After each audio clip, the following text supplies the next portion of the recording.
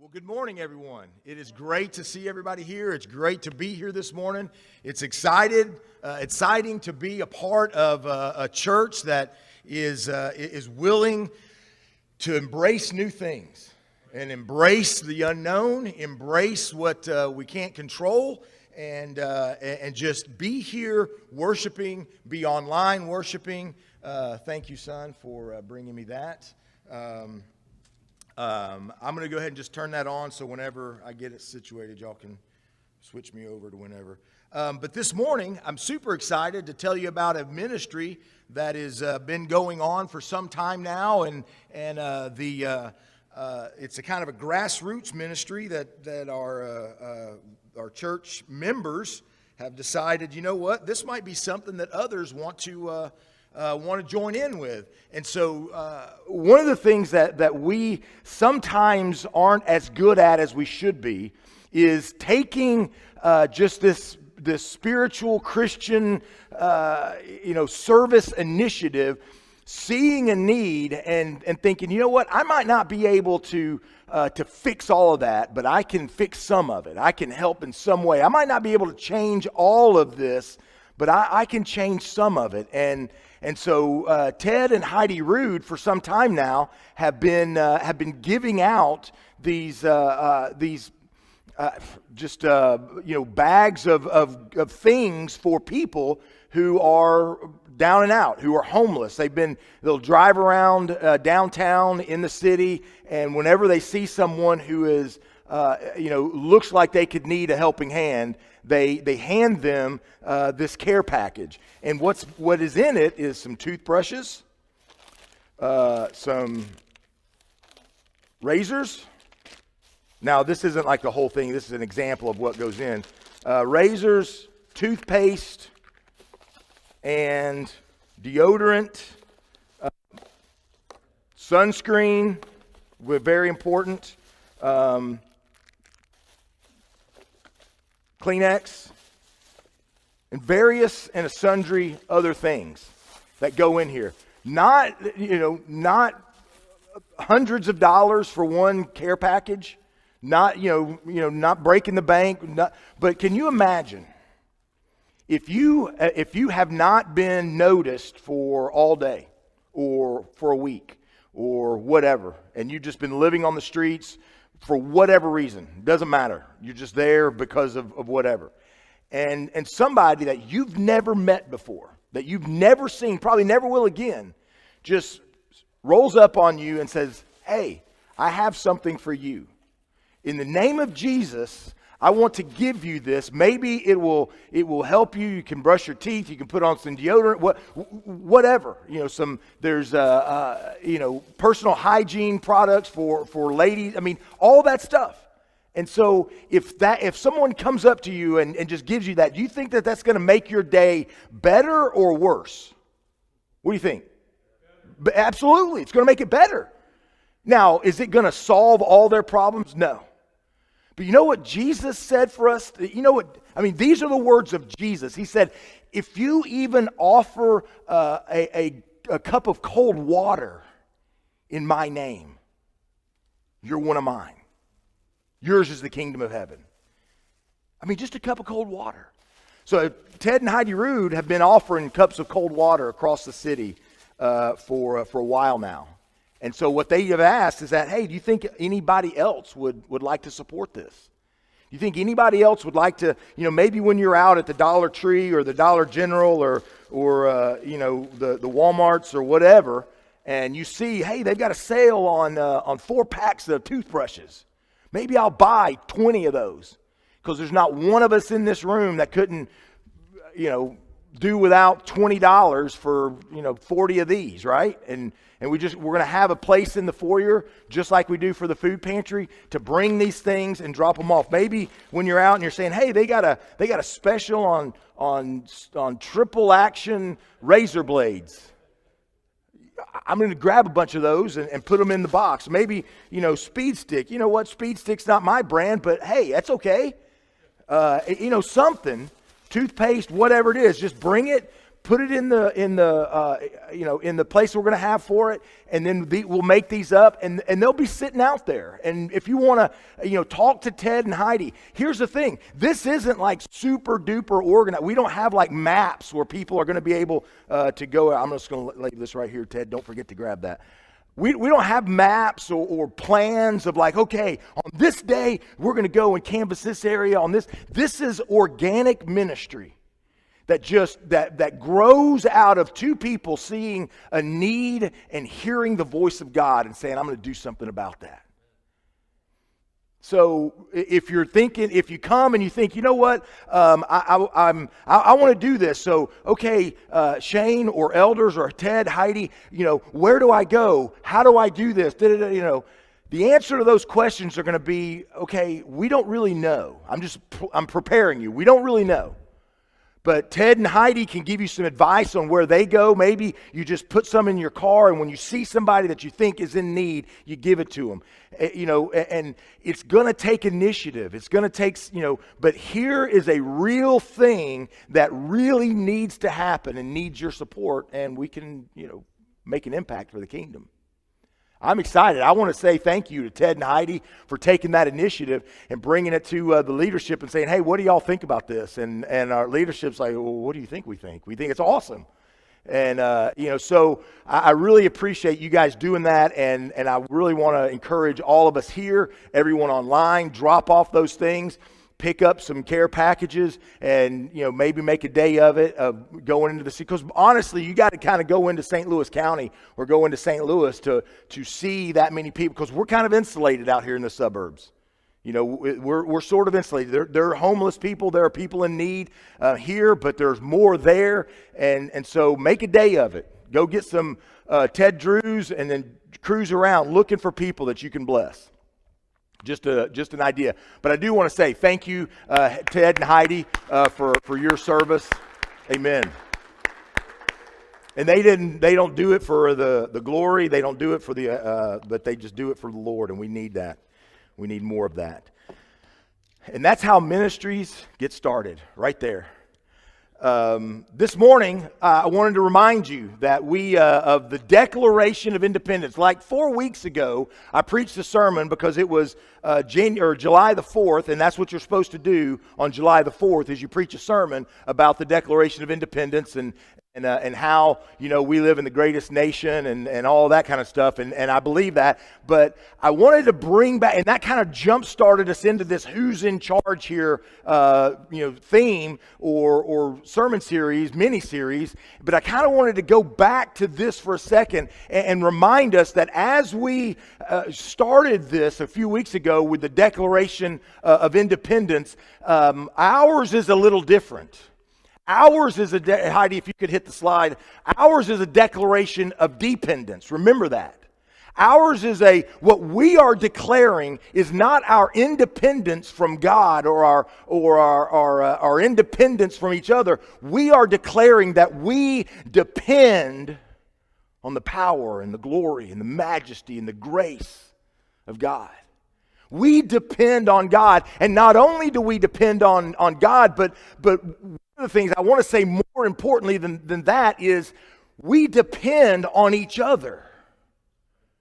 And see, now there's going to be some of that. What do you mean more importantly? Because we can't say that we depend on God if we don't depend on one another. We can't say that we love God if we don't love one another, correct?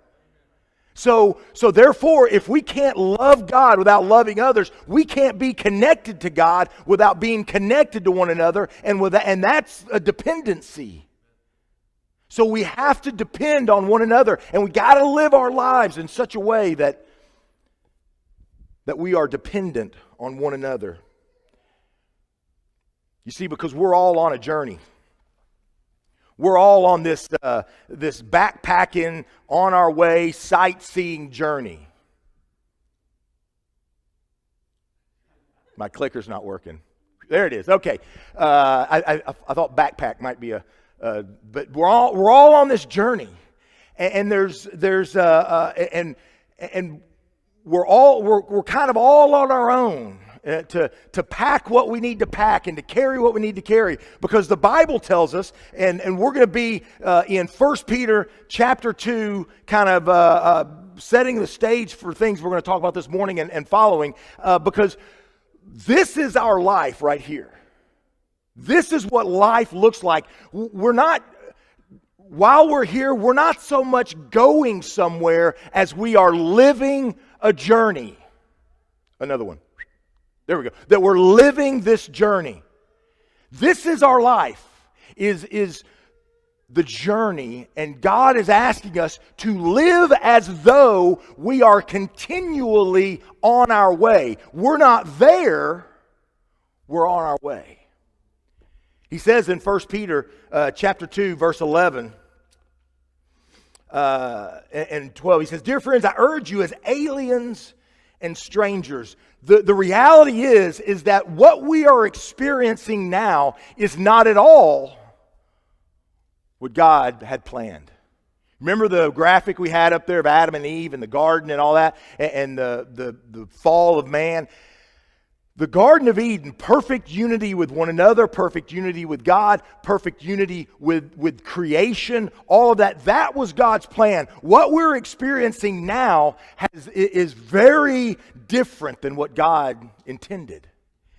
It's very different. And here's the thing that we have to think about on a daily basis and wrap our mind around as we go through things and as we live this journey, is that we are experiencing something now in the present on this journey, not only that we weren't intended to experience, but we're experiencing things that we weren't designed to experience.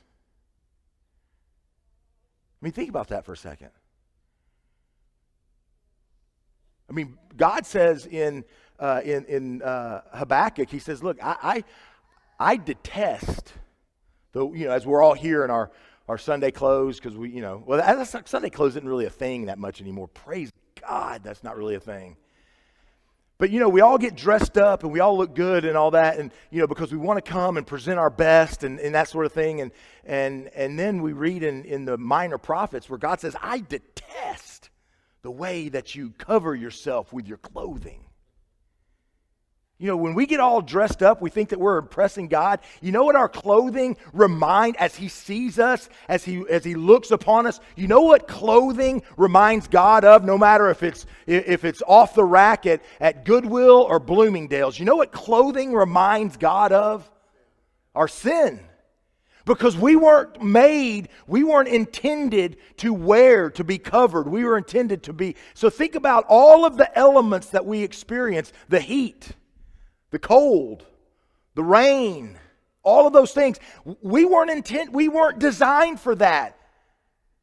That's why we get cold. We don't have a big fur coat walking around like, we don't have, we don't shed water, or we get hot, we get cold. We weren't designed for a broken planet. We weren't designed for climate changes. We were designed for perfect harmony with creation, with one another, and with God. That's the design. That's the intent. But then sin comes into play and all of those things, and it just goes haywire, and here we find ourselves, all dressed up, at war with one another, trying to figure out what God's up to. But God's telling us, hey, you're on a journey. You're strangers here. You're not designed to be experiencing what you're experiencing. There we go. So this morning, I have a couple of things I want to talk about. First of all, I have a question. What do you want out of life? First of all, I got a question. I have some advice. And I have a reminder. So first, the question: what do you want out of your life? There's only two answers to this question. There's only two answers to the question of what do you want out of this life? Because we are not experiencing what God has in mind. We're not experiencing what God has designed us for. So the first question is, do you want to experience God? Do you want to experience, because until you truthfully, down deep in your soul, answer this question, the rest of it is immaterial. Everything else I talk about today or in the future is of no consequence until you decide, until I decide, until everyone watching, anyone who comes after us watching this on the internet, until we truly decide, do you want to experience God? Because here's the reality of salvation. If we don't want to experience God here, He's not going to force us to experience Him in heaven for eternity.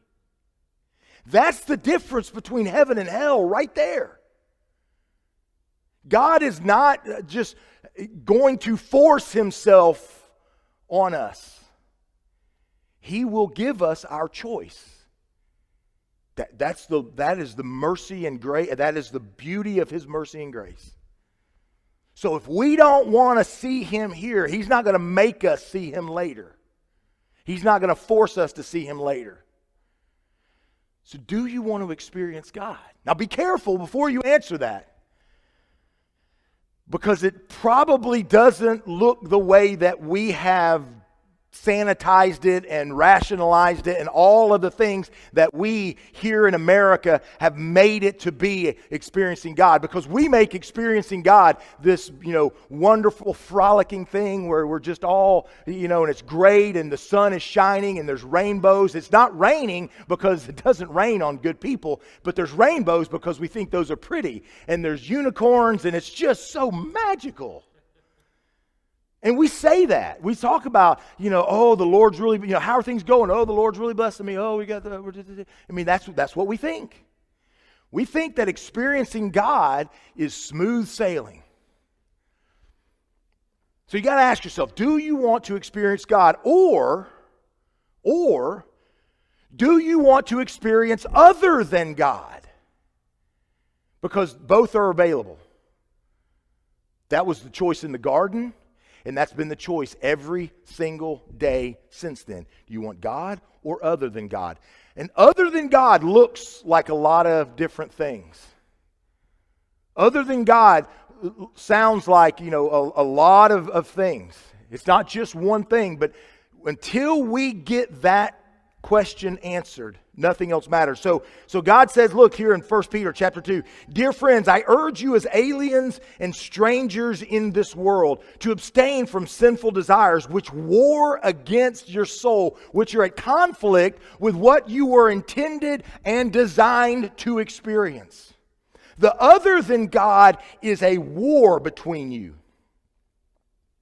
Not a war between us and God. It's a war between how we are made and what we are designed to experience and designed to, because we are designed to have relationships, close, personal relationships. And so he says, look, the sin, all of the things that you do that are other than God, they get in the way of this right here.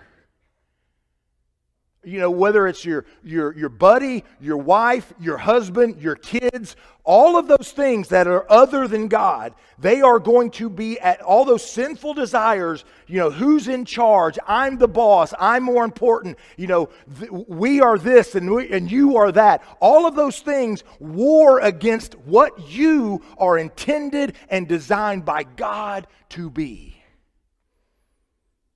So until we understand that,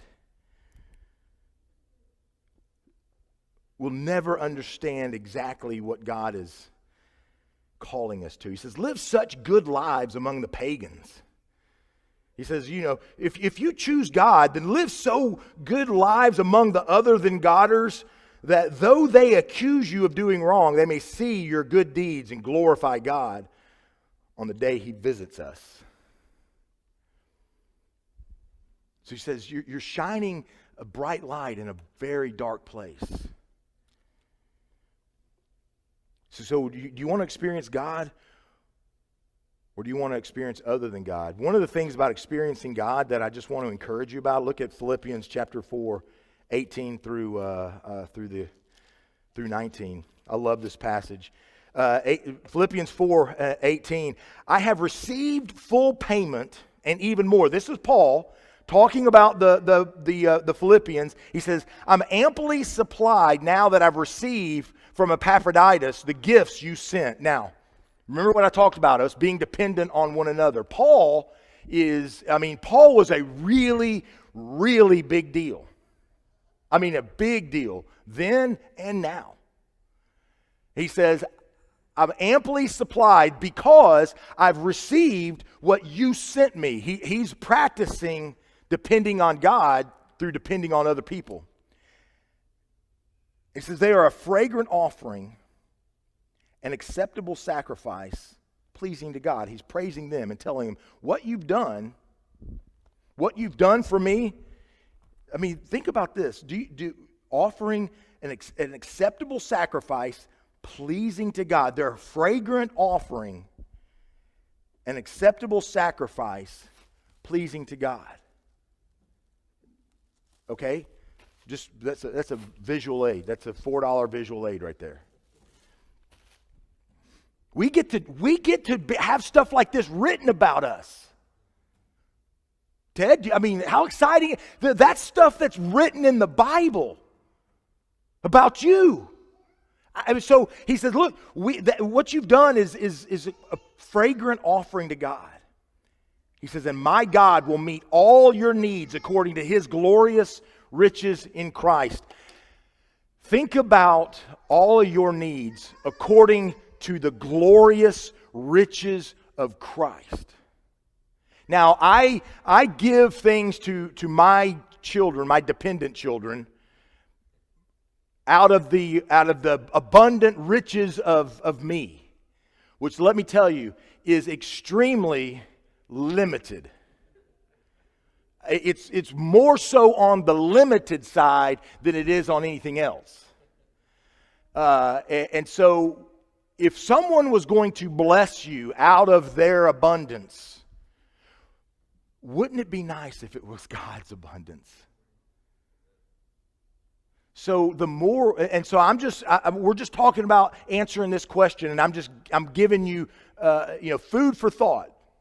I'm not telling you which way to go, but I'm giving you food for thought. So the more that we want to experience God, because other than God is out of the riches that we can come up with, and the things that and remember, we didn't design this place nor ourselves, so we really don't have a clue on what's good and what's not. So he says, God will bless you. He'll give you everything you need according to his glorious riches. You think about, I saw a comparison, I think it was on the Facebooks or something, about what $1 billion looks like. And it was something that was really giving Jeff Bezos a hard time about being a gajillionaire. And so they had grains of rice that represented, I think it represented 100,000. A grain of rice represented $100,000. And so they piled up, enough grains of rice to be $1 million. Which, what would that be? 10? Help me out with the math here. I'm nervous. Okay, so 10 grains of rice is $1 million. And so you make a pile of those, and that gives you $1 billion.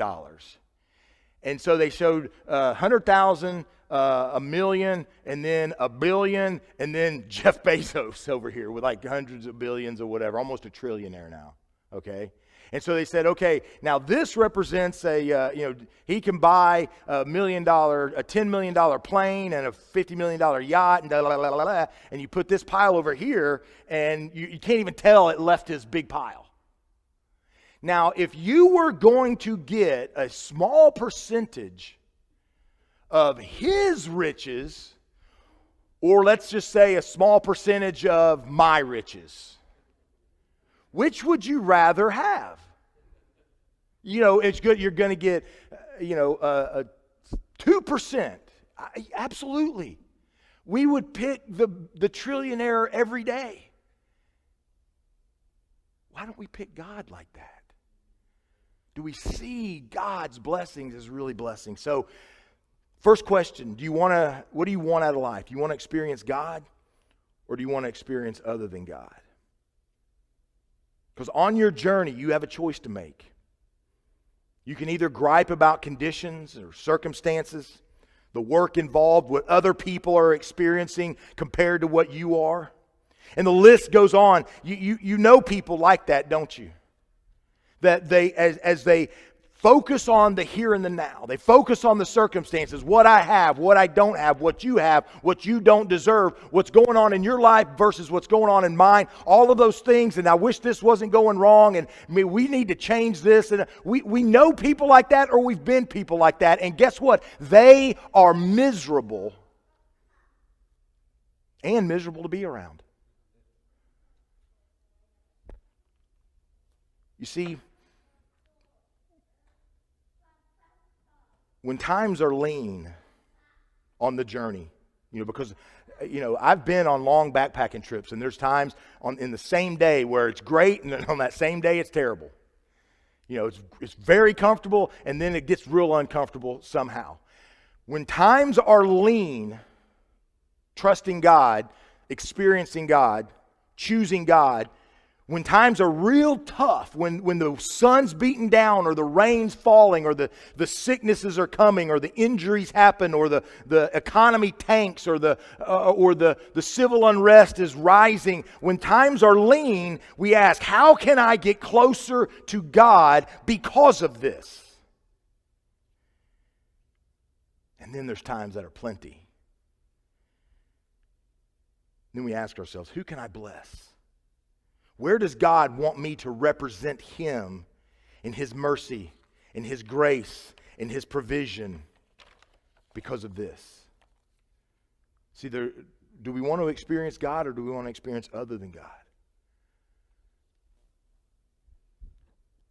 So that's the question. Here's the advice. Or here's the, what did I say it was? I called it something real smart here just a second ago. Yeah, the advice. And then as a reminder. So here's the advice. Don't get comfortable. Don't get comfortable. You see, because we're from somewhere else, and we're going somewhere else. And even though we might experience things that we enjoy here, don't get too comfortable. This is the problem that we have as human beings, as individuals, is that we tend to set this place up as though it was what we were supposed to be and have.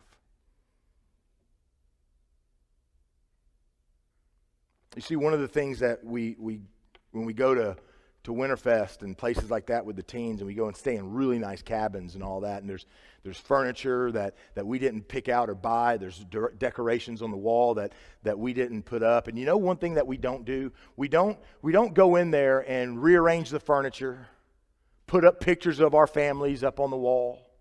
We don't do that because we know that as nice as it might be, we're only here for a couple of days. But what God is trying to express to us is guys, don't get too comfortable with your dwelling, with yourself, with any of this stuff, because you're not designed and you're not going to be here long because you're from somewhere else.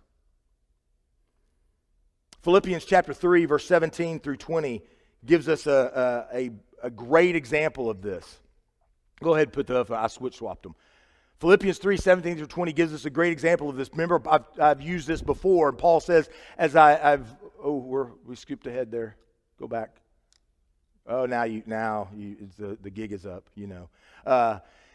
So Philippians 3, Paul says, look, as I've often told you, as some things bear repeating, as I've often told you now with tears, that many live as enemies of the cross of Christ. And we like that part because it sets it, we think of ourselves as, oh, that's them and this is us. He says, many live as enemies of the cross of Christ. Their destiny is destruction, their God is their stomach, their glory is in their shame. And he says, but our citizenship. Now, I hope that sounds familiar, and you think, well, yeah, I think you referenced that scripture not too long ago. I did, and I'm going to reference it again. Give me about 3 or 4 weeks, and it'll fit somewhere else, because I want to remind us that some things bear repeating, and we are not like this world. And it's time for us to act like it. It's time for us to live like it. It's time for us to not settle down, but continue to live like we're on a journey. In Romans chapter 12, verse 2, he says, look, present yourselves as living sacrifices, holy and pleasing to God. This is your spiritual act of worship. He goes on to say, do not conform, don't be comfortable with the pattern of this world. He says there's a way that you're going to look around and you're going to see people and they're going to seem as though they're thriving because they're dug in and they've got wall-to-wall carpeting and surround sound in these coffins that they're living in. And he says, don't get comfortable like that. Don't conform to that pattern. They're chasing after everything, every experience, every food, every drink, every whatever. They're chasing those sinful desires. They're at war with themselves and they don't know it, but they just feel this lack. And everything that they experience, everything that they try, everything that they try to put inside that God-sized hole in their heart just gets consumed and they need more and need more. And he says, don't do that. Don't get comfortable with that pattern. But be transformed by renewing your mind, renewing your heart. He says, be transformed. Allow me to transform you. Experience me. I will give you a new set of eyes. To remember what Elisha said a few weeks ago, that you will be able to see what they can't. You will be able to experience what they think is not even available. One of the things that I remember hearing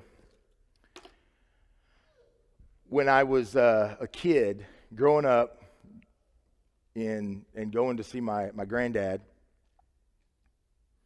and they talked a certain way.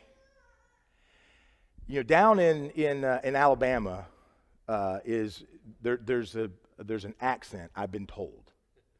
I don't hear it, but I've heard that that people talk funny. The thing about it is that when you talk funny in a certain region, you can tell when somebody from outside that region comes in to do business or move in or whatever. And as soon as they start talking, as soon as their accent is heard, I remember hearing this one thing. My grandpa said it, my uncles said it, people in stores would say it to other people that I heard, and it was this one phrase that singled them out, and they would always say when they heard this dialect, this accent, whatever, they said, "You ain't from around here, are you?" Now, I cleaned that up grammatically because they would typically say, "You ain't from around here, is you?" You ain't from around here, is you? And there's the only answer to that question is no, I'm not. Do we hear that enough as Christians? We need to hear that on a daily basis as we live the life of Christ in an increasingly hostile and sinful world. As the world hurls out, and just continues to degrade and get further and further away from God. Instead of lamenting the fact that what's happening is exactly, lamenting the reality that, things are getting worse, we should realize that this is exactly what God warned us would happen. Don't be surprised, but don't get comfortable. And we should hear on a daily basis more and more, you ain't from around here, is you? You're different. You act different. You value different things. You're clearly dependent on something I'm not dependent on. Do we hear that enough in our lives where those enemies of the cross of Christ recognize us as different? But see,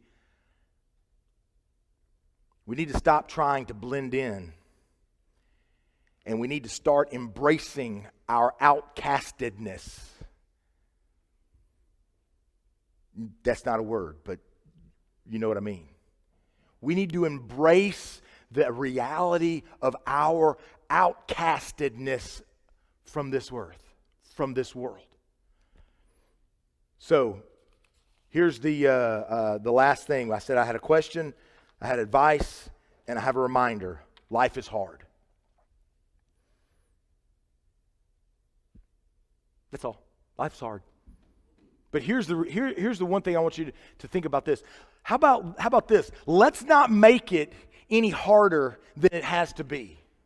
It's already broken enough. It's already, we're already experiencing what we weren't supposed to, what we weren't intended to, what we weren't designed to. Let's not make it any harder. That's what he talks about in Hebrews chapter 12, verses 1 through 2. He says, look, throw off all of the stuff, all the sin, all the desires, all the things that so easily entangle, the things that trap you, the things that what Peter later calls things that war against your spirit, that are at war against who you truly are. He says, throw those things off and fix your eyes on Christ. Concentrate on Jesus. Look for Him in the times when things are bad. I'm clinging to Jesus. When things are great, I'm trying to be a conduit of Jesus. He says, do those things. Don't make it any harder than than it already is. He says, you don't need to carry around stuff that's not necessary, that's not useful. So this morning, let's end with another question. What's making your life harder? I mean, what's making, what are you carrying through this life that's making it harder? That's making it less likely to experience God and more likely to experience other than God. What are you carrying? Is it anger? Is it envy? Is it regret? Is it worry? Is it guilt? Is it fear? Is it greed? What is it that you're carrying that God is calling you? He's enabling you. He's saying, come to me. I will transform you and I will enable you to throw off that greed, throw off that envy, throw off that power trip. Whatever it is, I will enable you to throw it off and accept Jesus and experience Him out of my riches, not yours, out of my glory, not the world's. Fix your eyes on Jesus, because speaking from experience, I've been on a lot of backpacking trips. You carry what you love. You carry what you love. What we have in our death clutches is what we love. And until we love only God, we will continue to be miserable and to be miserable to be around. Let's not make it any harder than it has to be. I tell you what, why don't we make it pretty awesome? Listen to the words of Paul as he talked about the life that he lived and the struggles that he went through and the fact that he wouldn't change a thing. And Paul loved God to the point where he said, I would even trade my salvation for the salvation of my countrymen, my brothers, my sisters. Now, I have not experienced God to that point, but I want to, because I can only imagine how wonderful, how glorious, and how utterly freeing it is to be that dependent on God. What do you want out of this life? You want God or other than God? We're going to sing a song. Join me together as we stand and as we sing.